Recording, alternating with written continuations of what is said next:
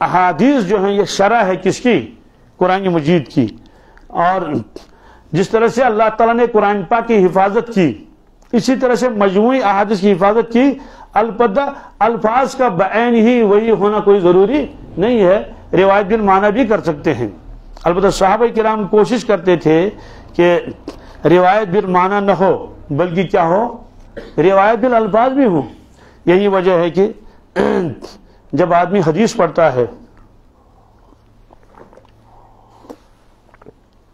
تو اس میں تو ایک تو یہ ہے کہ عجیب چاشنی ہے اس میں، اور اس کا انداز بھی الگ ہے. کیا ہے؟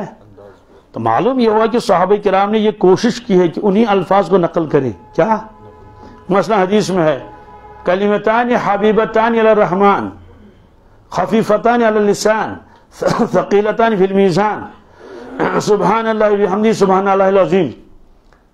تو الفاظ بتا رہے ہیں یہ حضوری کا کلام ہے. کیا یعنی سند کو الگ کر کے، کیا یہ بخاری کی آخری روایت ہے، یعنی سند کو اگر نہ دیکھیں آدمی کا دل خود قبول کر لیتا ہے کہ یہ حدیث ہونی چاہیے. محدثین نے بہت سارے حدیثوں کے بارے میں بتایا، کہا کہ اس کا مضمون زیادہ مضبوط نہیں لگ رہا ہے. کیا یعنی کسی حدیث کے بارے میں کہا کیوں؟ کہا لگتا ہے کہ وہ اس میں فصاحت و بلاغت نہیں ہے، اور اللہ کے نبی صلی اللہ علیہ وسلم کے کلام میں فصاحت و بلاغت ہے. آپ نے خود فرمایا کہ انا افصح العرب، میں پورے عرب میں سب سے زیادہ فصیح بلیغ ہوں. اس لیے بعض حضرات صرف الفاظ کو سنتے ہی اندازہ لگاتے تھے یہ حدیث ہے یا نہیں، صرف الفاظ، سند کو الگ چھوڑ کے. مثلا عبداللہ ابن سلام کی روایت ہے، بخاری میں بھی ہے، ایک ٹکڑا اس میں کم ہے، اور ترمذی نے بھی اس کو نقل کیا ہے. یا ایھا الناس افشوا السلام واطعموا الطعام وصلوا الارحام وصلوا باللیل والناس نیام تدخلوا الجنۃ بسلام. تو عبداللہ ابن سلام فرماتے ہیں کہ میں حیران ہو گیا جب میں نے یہ الفاظ سنے خود اپنے کانوں سے. تو ظاہر سی بات ہے، دیکھیے یہ حدیث جو بالکل انہی الفاظوں سے روایتوں میں حدیثوں کی کتابوں میں ہے. معلوم یہ ہوا کہ اکثر احادیث بالکل انہی الفاظ میں ہے جو الفاظ آپ کی زبان مبارک سے نکلے تھے. بعد میں تو سبحان اللہ کیا کیا محنتیں کی ہے محدثین نے. تو لیکن اس زمانے میں صرف لکھتے تھے، اس کو تقسیم نہیں کرتے تھے کہ یہ حدیث کس درجے کی ہے. یہ تو تیسری صدی میں ہوا، کس میں کہ ہم اس کو چھان پھٹک کر لیں. اس کی ضرورت اس وقت اس لیے پیش آئی کہ یہود نے نقلی بہت ساری حدیثیں گھڑی موضوع حدیث کو موضوع کہتے ہیں، ان کو بھی لگا دیا احادیث میں. تو محدثین نے کہا کہ نہیں، ہم اس کو دیکھیں گے. اگر آپ نے یہ روایت سنی ہے ہم کہیں گے سند پیش کر لو، آپ نے کس سے یہ حدیث سنی ہے، اس نے کس سے سنی ہے، اسے کس نے. تو بغیر اس سند کے وہ کلام قبول ہی کرتے تھے. اور پھر جو عارفین آئے سبحان اللہ، انہوں نے نور باطن سے بھی معلوم کر لیا یہ حدیث ہے یا نہیں. کیا ہاں، ان میں بہت اونچے درجے کے ہیں. وہ واقعہ میں نے بھی سنا لیا ہے کہ حضرت شیخ عبدالعزیز دباغ رحمۃ اللہ علیہ، تو ان کے سامنے جب کوئی قرآن پاک پڑھتا تھا حضرت فرماتے تھے یہ قرآن ہے. کیا ہے؟ جب کوئی حدیث پڑھتا تھا حضرت فرماتے تھے یہ حدیث ہے. کیا؟ تو اس کے شاگرد نے علامہ احمد ابن مبارک سلجماسی نے عرض کیا حضرت آپ پڑھے ہوئے ہیں نہیں، پڑھے ہوئے بہت ناظرہ پڑھا ہے بہت مشکل سے، بس آپ پہچانتے کیسے ہیں؟ تو آپ نے فرمایا کہ میں ایسے نہیں پہچانتا، مجھے کہاں معلوم ہے کہ یہ حدیث پڑھ رہا ہے یا قرآن پاک پڑھ رہا ہے.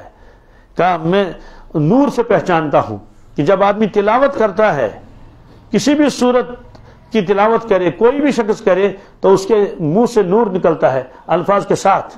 یعنی کوئی بھی شخص پڑھ لے مثلا یاسین والقرآن الحکیم، تو ان الفاظ کے ساتھ نور نکلتا ہے. اور ایسی جب کوئی حدیث سناتا ہے اس میں بھی انوارات ہوتے ہیں، اس میں بھی. اور اگر کوئی شخص کوئی عربی کا جملہ پڑھ لیا کسی نے تو فرماتے میں دیکھتا ہوں کہ اس میں نور ہے ہی نہیں، یا نہ اس میں نور اللہ ہے، اللہ کا نور، نہ اس میں نور محمد ہے، نہ اس میں. اس لیے ان حضرات نے اس اعتبار سے بھی احادیث کو پرکھا. علامہ احمد بن مبارک سلجماسی فرماتے ہیں محدثین نے جس حدیث کو موضوع لکھا تھا، موضوع کے معنی آتے ہیں وہ گھڑی ہوئی ہے. تو میں نے شیخ کے سامنے ان حدیثوں کو پیش کیا، حضرت نے سر سے ایسے کیا، کہا یہ حدیث نہیں. کیا کہا کیوں کہ یہ انوارات سے خالی ہے، انوارات سے. تو اس طرح سے گویا کہ وہ دوسری صدی میں، پہلی صدی میں بھی یہ ہوا، دوسری صدی میں پھر اس کے اندر اور زیادہ اضافہ ہوا. اس کے بعد جب دوسری صدی کے تقریباً اواخر میں تو حضرت عمر بن عبدالعزیز رحمۃ اللہ تعالیٰ تشریف لائے تو انہوں نے باقاعدہ حکم دیا اپنے گورنروں کو، کیونکہ وہ امیر المومنین تھے. تو دوسری صدی کے تقریباً اواخر میں تو آپ نے فرمایا کہ انظر ما کان من حدیث رسول اللہ صلی اللہ علیہ وسلم فاکتبہ. تو آپ نے گورنر ابو بکر بن حزم کو لکھا، یہ مدینہ میں گورنر تھے، فرمایا کہ حدیثوں کو جمع کر لو کیا، اور دیکھو کہاں کہاں ملے حضور صلی اللہ علیہ وسلم کی حدیث، اس کو لکھو. یعنی جتنی حدیثیں مل جائیں ان کو لکھنا شروع کر لو. فإنی خفت دروس العلم ذهاب العلماء، پر مجھے ڈر ہے علماء کرام گزر رہے ہیں، کیا کر رہے ہیں، اور ایسا نہ ہو کہ علم حدیث انہی کے ساتھ ختم ہو جائے. تو بہرحال انہوں نے اس کو وہ کیا، اہتمام کیا اس کا. چنانچہ ان کے پاس بھی صحیفے مل گئے. خواتین نے بھی اپنے اعتبار سے لکھے تھے. حضرت عائشہ صدیقہ رضی اللہ تعالیٰ عنہ کی ایک شاگردہ تھی، شاگردہ خاص، اس کا حضرت عمرہ ابن عبد الرحمن، اور اسی طرح سے ان کا اپنا بتیجا اس کا قاسم، کیا حضرت قاسم بن محمد، یہ بتیجے تھے. تو فرمایا کہ انہوں نے ان حدیثوں کو لکھوایا تھا، تو لکھ کر جو ہے حضرت عائشہ صدیقہ دوسروں کے پاس ان حدیثوں کو بھیج دیتی تھی. تو بہرحال اس طرح سے کتابیں بھی لکھ دی گئی. چنانچہ پہلی صدی ختم ہو گئی تھی. دوسری صدی کے شروع میں امام ابو حنیفہ رحمۃ اللہ، محمد بن شہاب زہری، امام ابو حنیفہ رحمۃ اللہ چونکہ یہ پہلی صدی میں ہی پیدا ہوئی ہیں، کس میں، جی سن 80 ہجری میں، کس میں، تو اس کے بعد 20 سال ہو گئے. 20 سال کے بعد اب پھر حیات رہے. دوسری صدی جب شروع ہوئی تو حضرت نے اس میں مسند امام ابو حنیفہ رحمۃ اللہ لکھ دیا. اب سوال ہے کہ زیادہ حدیثیں کیوں نہیں لکھ دی؟ اس کی وجہ یہی ہے کہ لکھنے کا زیادہ وہ رواج نہیں تھا، زیادہ پڑھنے پڑھانے کا تھا. کیا پڑھاتے تھے؟ تو یہی وجہ ہے کہ امام صاحب نے اپنے دشت مبارک سے زیادہ کتابیں نہیں لکھی، لیکن کتابیں لکھی ان کی شاگردوں نے، کیونکہ شاگردوں کا تو دور دوسرا تھا. تو آپ پڑھاتے تھے، وہ لکھتے تھے. چنانچہ امام محمد رحمۃ اللہ نے کتنی کتابیں لکھ دی، شعر صغیر، شعر کبیر، جامع صغیر، جامع کبیر، کیسانیات، ہارونیات، زیادیات، اللہ اتنی کتابیں، اور لکھتے تھے. امام ابو یوسف نے بھی کتابیں لکھ دی. اس میں احادیث جو سنتے تھے اپنے استاد سے ان کو نقل کرتے تھے. تو لہذا یہ کہنا جہالت ہے امام ابو حنیفہ نے کون سی کتاب لکھ دی.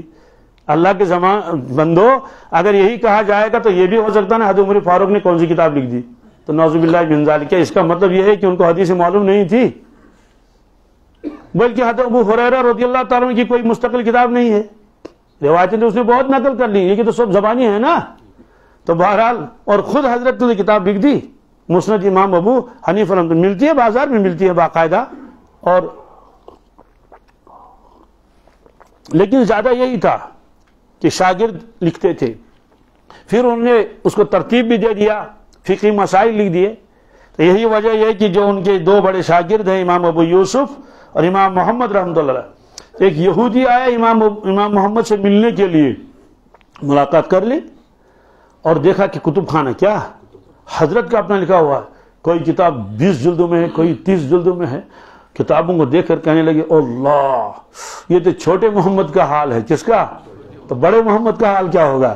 یہ چھوٹے محمد سے مراد امام محمد رحمۃ اللہ، بڑے محمد سے مراد حضرت رسول اللہ صلی اللہ علیہ وسلم. اتنا متاثر ہوا ہے کہ چھوٹے محمد کا یہ عالم ہے تو بڑے محمد کا حال کیا ہوگا. تو بہرحال تو اس زمانے میں بھی ان حضرات نے اس کو ترتیب دیا.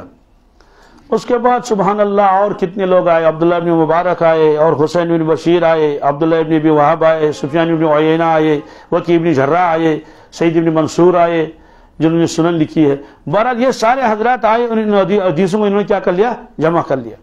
یہاں تک کہ پھر دور آ گیا اس کا تیسری صدی کا. کس کا؟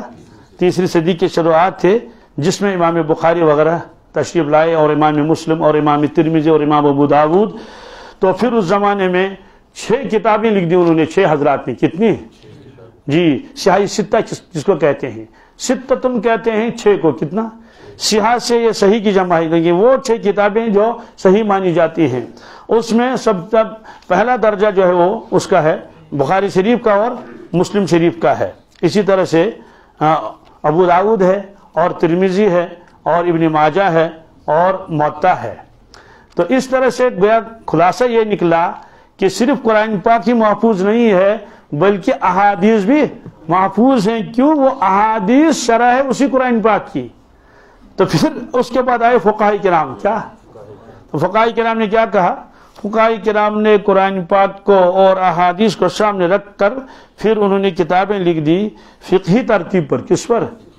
اور محدثین نے بھی فقہی ترتیب پر کتابیں لکھ دی ہیں۔ فقہی ترتیب پر بھی بہت ہے۔ فقہی ترتیب کا مطلب یہ ہے مثلا کوئی شخص کتاب الایمان پہلے لکھ دے گا، کیا بعض حضرات پہلے جو ہے وہ لکھیں گے کتاب الطہارہ، کیا اس میں وہ حدیث سے وہ نقل کریں گے جس میں وضو اور غسل کا بیان ہے، پاکی ناپاکی کا بیان ہے۔ اس کے بعد لکھیں گے وہ کتاب الصلاح، کیا کیونکہ پہلے تو وضو کرے گا پھر نماز پڑھے گا، تو کتاب الصلاح میں پہلے وہ نماز لائے گا، 5 وقت کی نمازیں، پھر کتاب الجمعہ الگ لکھے گا، کتاب العیدین الگ لکھے گا، کتاب الجنائز الگ لکھے گا، کتاب الکسوف اور خسوف الگ لکھ دے گا، چاند گرہن کا اور سورج گرہن کا الگ الگ لکھ دے گا۔ تو نماز ختم ہو گئی، پھر لکھے گا کتاب الزکوٰۃ، کیا ہے وہ حدیث ہے وہ حدیث ہیں، لیکن نقل کرے گا وہ فقہی ترتیب پر۔ تو زکوٰۃ کی جتنی حدیثیں اس کے پاس ہیں وہ زکوٰۃ کا بیان لکھے گا، کتاب الصوم لکھ دے گا، تو جتنی حدیثیں اس کے پاس مل رہی ہیں تو اس کو نقل کر لے گا، کتاب الحج وغیرہ۔ اس طرح سے امت نے جیسے قرآن پاک کے اوپر محنت کی ہے، بالکل ویسی محنت بلکہ دیکھا جائے تو اس سے زیادہ احادیث پر، تاکہ احادیث جو ہے امت میں موجود رہیں، کیونکہ احادیث کو اگر الگ کر دیں گے تو قرآن پاک کے شاید ایک حکم پر بھی امت عمل نہیں کر سکے گی۔ تو بہرحال یہ گویا کہ احسان ہے ہمارے اوپر، صحابہ کرام کا بھی، تابعین کا بھی، تبع تابعین کا بھی۔ تو خلاصہ یہ نکلا انا نحن نزلنا الذکر وانا لہ لحافظون۔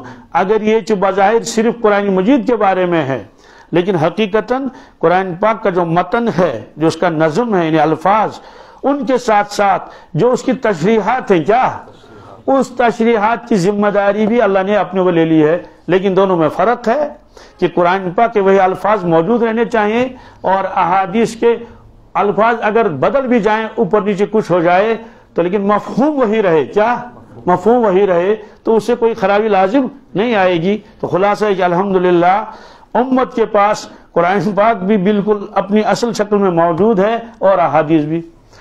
آج تو یہ مسئلہ ہی نہیں ہے احادیث کا، کیوں؟ کتابیں لکھ دی گئی ہیں، کتابیں، اب سند کی بحث کرنے کی ضرورت نہیں ہے، صرف حوالہ کافی ہے، کیا ایک آدمی کہتا ہے کہ آپ نے حدیث بیان کی، یہ کہا، اس نے کہا ترمذی میں، کافی ہے۔ ایک آدمی نے حدیث بیان کی، کہا کہاں لکھا؟ کہا ابو داؤد میں، کس میں ہے؟ بس کافی ہے۔ اب ہم کو صحیفے وہ صحیفے وہ بتانے کی کوئی ضرورت نہیں ہے کہ یہ حضرت ابو ہریرہ کا صحیفہ تھا یا حضرت عبداللہ بن عمرو عاص کا صحیفہ۔ کیوں؟ جتنے بھی وہ صحیفے تھے الگ الگ وہ سب ان کتابوں میں آ گئے۔ اب اس کے بعد ایک اور کمال کر دیا، وہ تو ہے مفتی تقی صاحب عثمانی دامت برکاتہم، وہ سارے احادیث کو ایک جگہ اکٹھا کر رہا ہے۔ کیا کر رہا ہے جی؟ وہ چل رہا ہے وہ کام، اور اس کی کئی جلدیں مارکیٹ میں آ چکی ہیں، لیکن بھی وہ کام پورا نہیں ہوا۔